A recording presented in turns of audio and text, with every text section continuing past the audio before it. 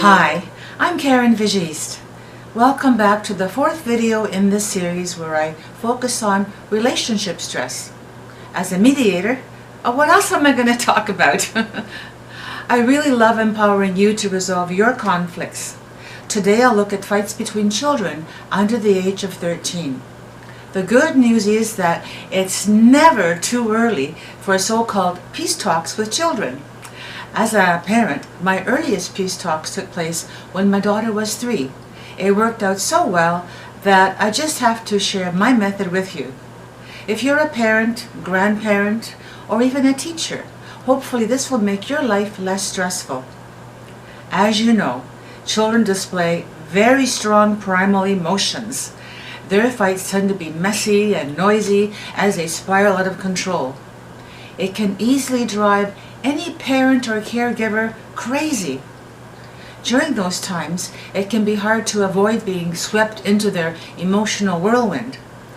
If you attempt to yell louder than their noise level, it can further escalate their aroused state. A fight must be stopped before somebody gets hurt. So pull one child aside and tell them both there's going to be a talk about this in 20 minutes. Children are like sponges. They absorb our emotions, both the good and the bad. I recall seeing a remarkable photograph of a woman holding a very tiny baby, perhaps 4 or 5 months old. The baby was in her lap, looking away from the mother, who had a deeply troubled expression. And to my great amazement, this little baby looked equally troubled. It just made me think how easily our little ones absorb our vibes, not just our words and actions. Here's what I did when 2 sweet little girls playing in my backyard suddenly had a wild, high-pitched screaming match.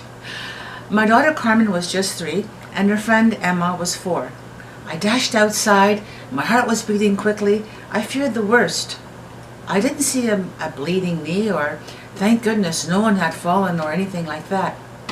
But seeing how upset they were, I gave them a firm instruction saying that in 10 minutes we'll talk about what happened and figure out how to make it better.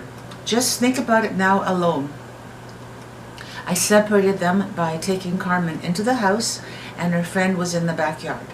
Of course, my goal was to have them cool down. I really didn't expect any serious thinking to go on. I've learned that I should never tell a child who's upset or angry to relax or calm down. No matter what age any person is, hot emotions will fry your brain, so it takes time to shut down those intense emotions. Now to continue with my backyard intervention. 10 minutes had gone by, so we began our peace talks. I placed the girls, one on each knee so they were facing each other. And before we began talking, I had them agree not to blame, interrupt, or call each other names. They both agreed to that. My first question was to ask what happened. And they had to begin the sentence with, "I feel upset when." So Emma said that she felt upset when the bee Carmen had caught and put into a jar was buzzing around and around, about to die, so she had to let it out. I asked Carmen to repeat what she heard. Kids are just as bad as adults when it comes to listening, so the repetition fulfilled a number of functions. I learned whether Carmen had really listened, and Emma felt good because she was finally understood, so her emotions had been validated. Carmen had listened carefully, so now it was her turn. She said she felt upset when Emma let the bee free. She explained that she had gone to the house to get paper and punch holes into it, and then put it on top of the bee jar with some elastic. She wanted to feed the bee just like a pet. Emma repeated what she heard, and then I asked them, what would you each like to do now? Carmen said she'd like to have Emma help her catch another bee. Emma agreed, so with their misunderstanding cleared up, the girls happily went off to catch another bee. Many adults belittle the problems of children. A common phrase is, well, you know, they're just kids. Well, let me put the loss of this bee into its proper perspective. For a 3-year-old, catching a bee is really a big deal. It's equal to the excitement you might feel in catching a big fish. So I had to be mindful of the high stakes that were in play here. Plus, it's far riskier to catch a bee than a fish. A bee could sting you, after which an allergic reaction might even lead to a trip to the ER. Luckily, that didn't happen. In general, we're quick to respond to a broken bone, but not broken spirits, even though physical injuries mend much faster than emotional ones.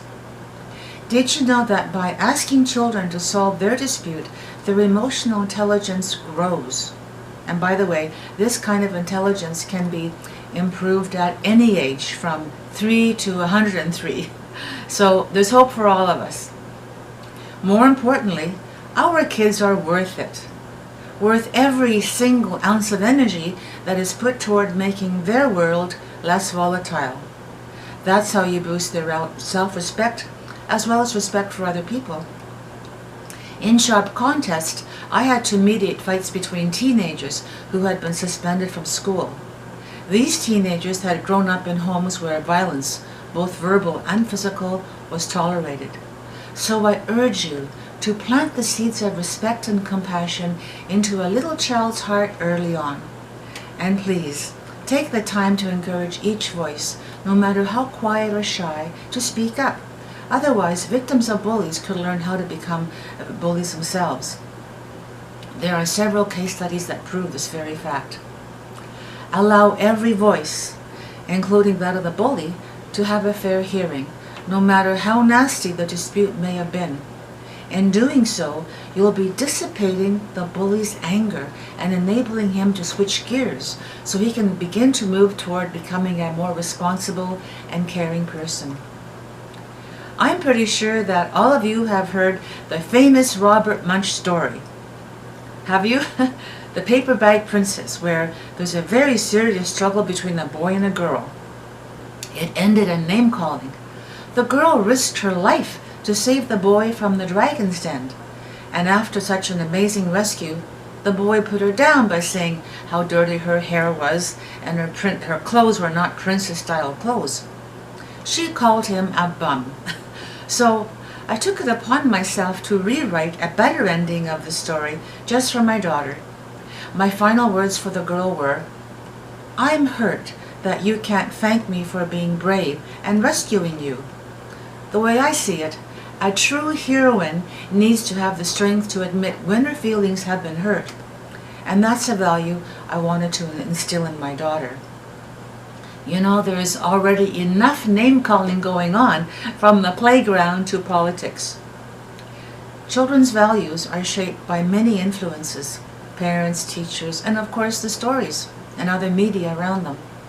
So let's do our part by giving children a sense of their own positive power, which does emerge when you collaborate through difficult situations. We certainly can't control the peace around the world, but we can manage the peace around our kitchen table. Keep in mind that success is not always a place where one arrives, but success is a spirit with which one undertakes and continues the journey. I wish you every success. My children's version of peace talks, which in fact many adults use to resolve their own disputes, is in my book First Aid for Stress, which is available on my website lowerstress.me. My next video will compare the surprising parallels between the science of anger and the art of love. Thank you very much for tuning in. And if you like this video, please give me the thumbs up. Thanks for your kind consideration.